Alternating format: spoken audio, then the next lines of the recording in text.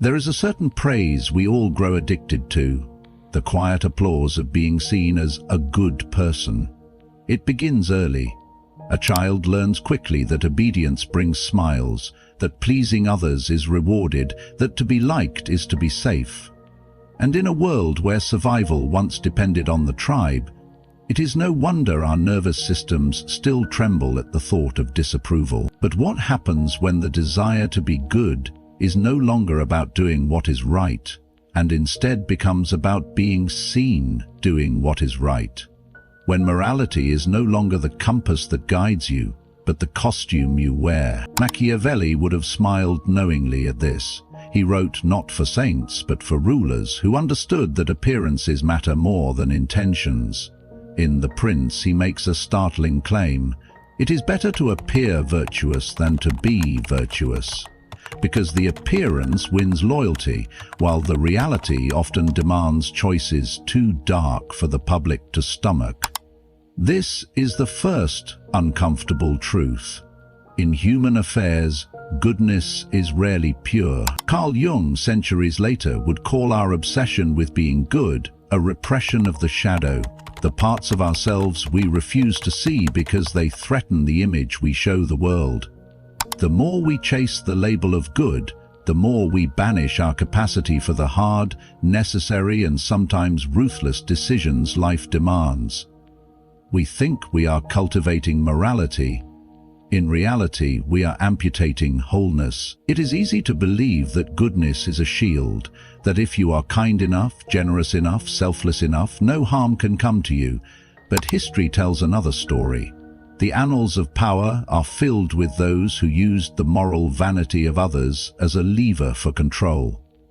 A good merchant who extends too much credit is bankrupted. A good ruler who refuses to act decisively is overthrown. A good friend who never says no becomes a servant. The danger is subtle. You do not wake one morning and find yourself enslaved by your own virtue. It happens through 1,000 small concessions, each justified in the name of kindness, until one day you realize you are no longer acting from choice. You are performing from compulsion. Machiavelli's warning is not that morality is useless. It is that morality without strategy is a liability.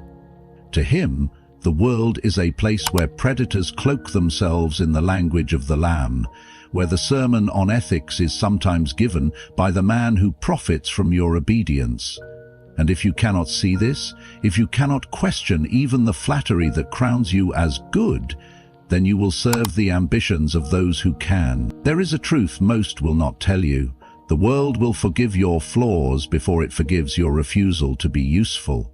As long as you serve someone's interest, your goodness will be praised. But step out of line, act according to your own compass when it threatens another's gain. And suddenly that same goodness will be recast as selfishness, arrogance, even cruelty. Pause. Let that settle. Because in that moment, when praise turns to condemnation, you will see what Machiavelli saw, that virtue is a currency whose value depends on the market of human need, and the market changes quickly. In this series of lessons, we will walk a road most avoid, the path of separating goodness from approval, morality from performance. We will look at how thinkers from Aristotle to Freud dismantled the illusion that being liked is the same as being just, and we will see how, by stepping off the stage of constant moral performance, you can finally act from strength, not from fear. There is a scandal at the heart of Machiavelli that polite society keeps trying to wash away. He refuses to flatter our self-image. Where most moralists begin with what humans ought to be, Machiavelli begins with what humans are when the stakes are real. He does not deny virtue, he denies our reliability. People will, he notes, keep faith while it serves their interest, and no longer. They will cheer your goodness until your goodness costs them something. Then they will call your prudence cruelty, and your boundaries betrayal. To the fragile ego that survives on being seen as nice, This sounds monstrous, but Machiavelli is not inviting you to become a villain. He is inviting you to stop being a volunteer victim. He is saying, do not outsource your survival to the applause of those who benefit from your softness. Look carefully at his most provocative distinction. It is safer to be feared than loved, if you must choose. Not because fear is noble, but because love is fickle. Love is a weather pattern in other people's nervous systems. It changes with rumor, scarcity, envy, and need. Fear, by contrast, is more stable than affection. It respects boundaries even when it dislikes them. The lesson is not be cruel. The lesson is build a structure of consequences around your values, or your values will be negotiated away by those who find your kindness convenient. Modern ears recoil, and that recoil reveals our vanity. We want to believe that morality alone compels loyalty, that if we are pure enough, consistent enough, sacrificial enough, others will honor our goodness. Machiavelli whispers the harder truth. Absent enforcement, the world tests your limits the way water tests rock, not maliciously, simply by nature. If your goodness has no walls, it erodes. Jung helps us see the inner cost. The persona, the mask of I am good, keeps expanding to win safety, while the shadow, the parts of you that can say no, set terms, refuse manipulation, is exiled. But exiled strength does not vanish, it returns as resentment. You smile through gritted teeth, then wonder why your compassion curdles. Machiavelli is the intervention. Integrate the shadow as strategic resolve. Don't perform kindness, govern it. Aristotle would not wholly disagree. Virtue for him is excellence in action, guided by phronesis, practical wisdom attuned to circumstance. A virtue without judgment is not a virtue, it is a reflex. Machiavelli presses this to its brutal edge. Judgment must include the dark facts of power, incentives, optics, timing, and force. Virtue that refuses to see context is not moral, it is naive. Consider how this reframes good deeds. The question is no longer, was I nice, but did my action stabilize what I value? Sometimes the kindest thing is a refusal. Sometimes mercy, poorly timed, becomes cruelty to the many. Sometimes a promise made under duress must be renegotiated in daylight.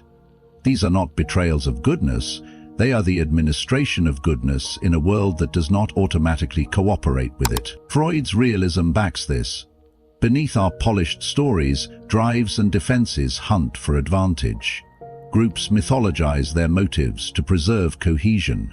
Language, especially moral language, becomes a currency that buys compliance. When you hunger to be called good, you become susceptible to that currency. You can be purchased with praise. Machiavelli's cure is expensive but clean. Trade the need to be adored for the discipline to be understood. And, when necessary, obeyed. Pause here, breathe, because the pivot is subtle. You are not abandoning ethics, you are abandoning vanity masquerading as ethics. You are moving from, do they like me, to, does the system of my life reward the behaviors that keep me principled, sovereign, and useful? You are shifting from sermons to structures, from declarations to design. This is why appearances matter in his playbook. Reputation is not a selfie of your soul, it is a tool that organizes expectations. If your public image tells the truth, that boundaries are real, that you are generous within order, that your yes means yes because your no means no, then your reputation becomes a moat around your values. People who want to extract will find the bridge raised. People who want to build will find the gate open. So when Machiavelli tells you it is better to appear virtuous, hear it rightly. Cultivate a visible architecture of principle and consequence that others can read at a glance. Not hypocrisy, hierarchy. Not performance, policy. This is the death of moral vanity and the birth of moral authority. You stop chasing approval in order to preserve approval.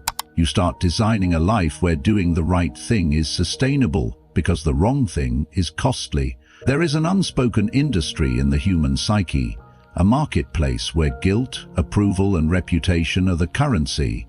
If Machiavelli gives us the political architecture, psychology reveals the hidden levers that make the architecture work.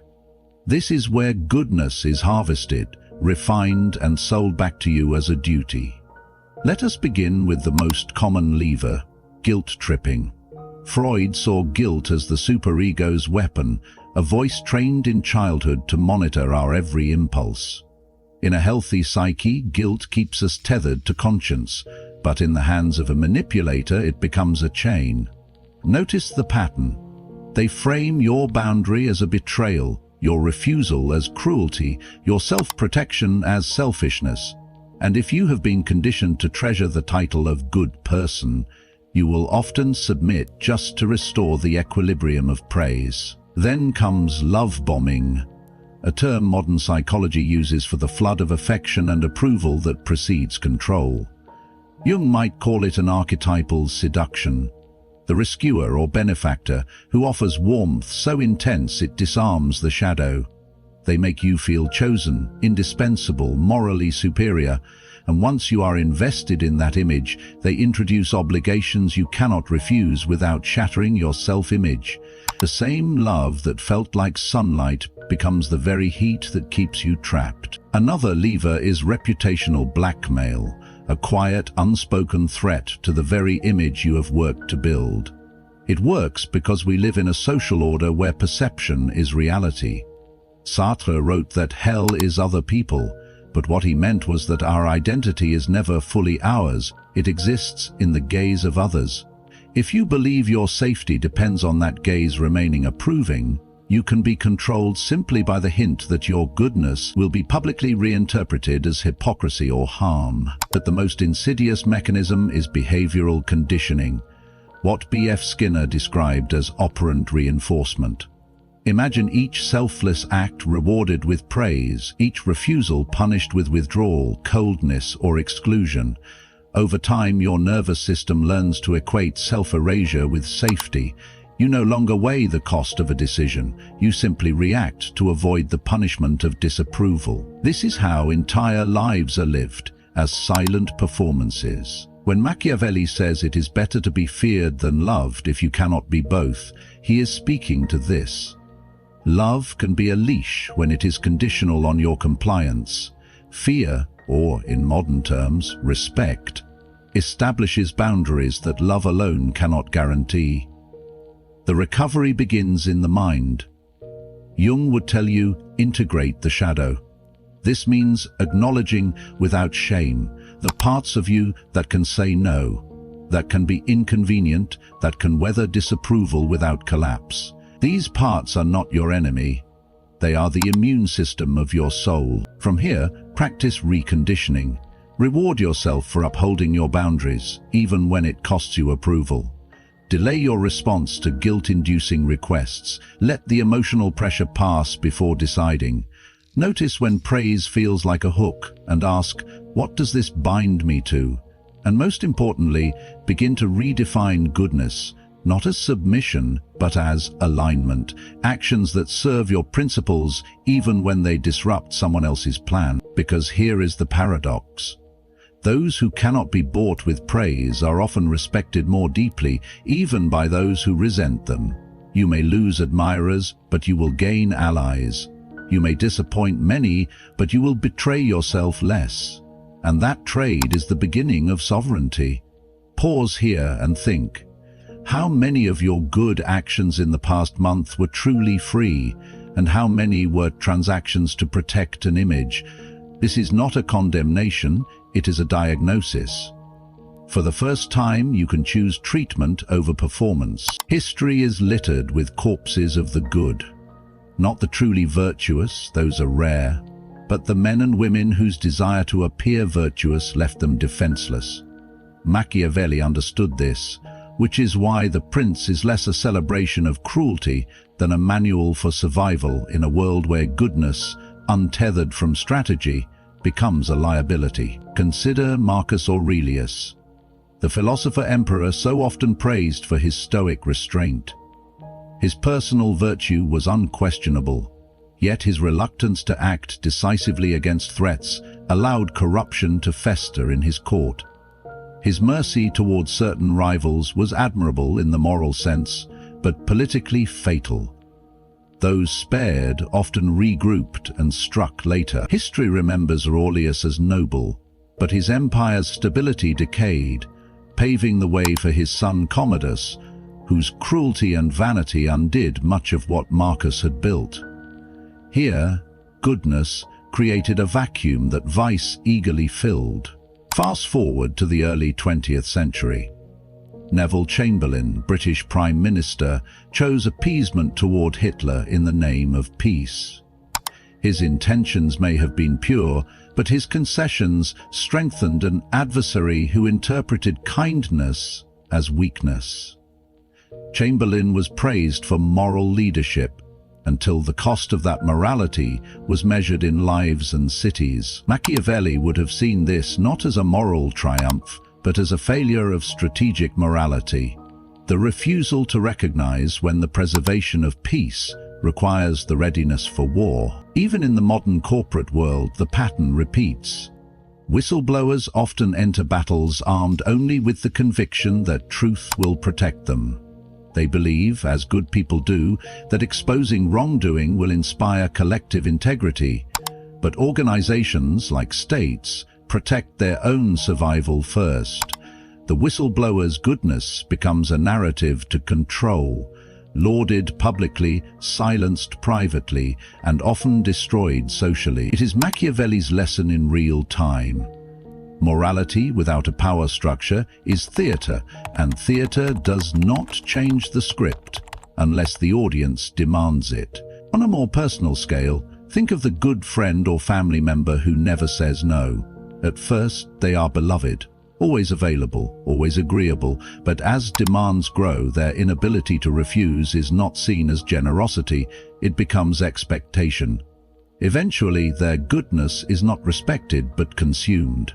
And when they finally set a boundary, they are accused of having changed. This is reputational blackmail in miniature. Jung's lens clarifies the hidden cost. The persona of the good person becomes so inflated that the shadow, the assertive, self-protective core, atrophies. When finally called upon, it emerges awkwardly, defensively, often in anger. The result: the very moment you defend yourself, the narrative flips. See? You're not who we thought you were. Freud might say this is inevitable. Civilization itself is built on the repression of instinct. But Machiavelli forces the harsher question. Who benefits from your repression? Whose position is strengthened by your restraint? If your so-called goodness keeps another in power, is it still goodness? Or has it become complicity? In truth, goodness without leverage invites exploitation. Leverage need not be cruelty.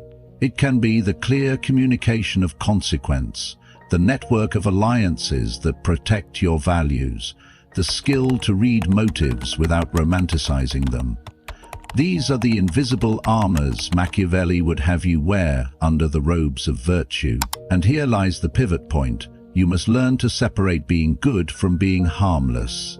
The former is a choice of principle, the latter is a position of weakness. When you are harmless, your moral language is decoration. When you are strong, your morality becomes policy. Enforceable, sustainable, respected. Pause. Let that sink in. The first step to reclaiming your life from the tyranny of being good is to redefine the term. Goodness is not the absence of offense, it is the presence of alignment. It is not about how few people you displease, but about how faithfully you act according to principles you have examined, tested, and claimed as your own. Machiavelli would tell you your morality must be married to structure. Principles without power are like walls without stone. They may inspire poetry, but they cannot stop an invader. Structure is the architecture that makes your values durable. Boundaries, consequences, alliances, and reputation. It is the moat that keeps virtue from drowning in the flood of other people's demands. Here is how you build it. Inventory your principles. Not the ones you inherited to please others, but the ones you would still choose if no one approved. This requires brutal honesty. You may discover that some of your good habits are not moral convictions, but survival strategies. Integrate your shadow. Jung reminds us, without the ability to be dangerous, your kindness is weakness in disguise. Practice the muscle of saying no without explanation. Enforce small boundaries until your nervous system learns that disapproval is survivable. Design consequence into your agreements. This is pure Machiavelli. A promise is stronger when breaking it costs something. Whether in personal or professional life, set clear terms so that your generosity cannot be exploited without repercussion. Guard your reputation as a signal, not as an ego trophy, but as a public statement of your operating code. People should know, without guessing, that you are fair but not permissive, compassionate but not pliable. Your reputation should discourage opportunists before they test you. Choose alliances over audiences. Audiences applaud, alliances protect. Build relationships with people who value your strength as much as your kindness. Those who do not demand you shrink to keep them comfortable. And, perhaps most importantly, detach your self-worth from universal approval. The applause of the crowd is not proof of virtue, it is proof of alignment with the crowd's current desires. Those desires will shift tomorrow. If your identity moves with them, you will spend your life rebuilding yourself on quicksand. Freud might warn that this detachment is not painless. The superego will rebel. The old conditioning will whisper that you are selfish for refusing the endless performance. But here, Machiavelli and Jung stand together. Survival of the self, of the state, demands the courage to be misunderstood. When you can withstand disapproval without collapsing, when you can offer kindness without needing it to be returned, when you can set boundaries without apology, then you have stepped into what I call strategic integrity. You have made morality operational. You have fused ethics with enforcement. And something remarkable happens here. People may not always like you, but they will respect you. Some will resent your freedom, others will be drawn to it, but you will no longer be available for purchase with praise, nor for control through fear of losing it. In the end, this is not a call to abandon goodness. It is a call to fortify it. Machiavelli does not teach you to be cruel. He teaches you to keep your principles alive in a world that will test them without mercy. Jung does not invite you to embrace darkness for its own sake. He invites you to reclaim the strength that makes your light untouchable. So stop trying to be a good person in the shallow sense, the kind that bends with every demand, that smiles through every theft of time, energy, and dignity. Be instead a whole person, kind by choice, dangerous by necessity, and sovereign by design. Pause here. Feel that. Because once you step into this posture, something shifts forever. You are no longer playing to the crowd. You are writing your own script. And, for the first time, your goodness is not a performance, it is your policy.